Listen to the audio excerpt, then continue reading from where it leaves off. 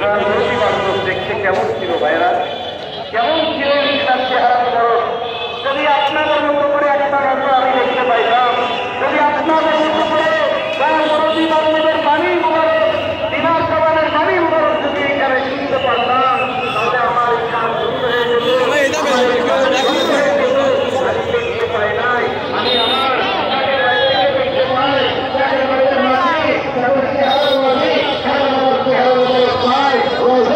গেলে আমার মনে হয়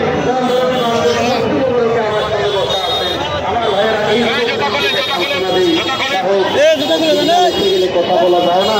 আল্লাহ তাআলার আমরা অবশ্যই এই ব্যাপারে আরো সুন্দর আলোচনা করবো। ওমা আলাইনা ইল্লাল বালাগ। আসসালামু আলাইকুম।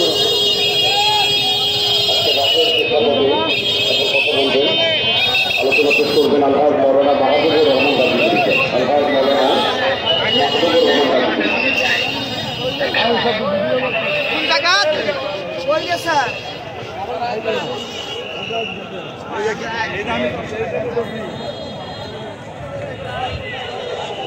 আসসালামু আলাইকুম ওয়া রাহমাতুল্লাহি ওয়া বারাকাতুহু।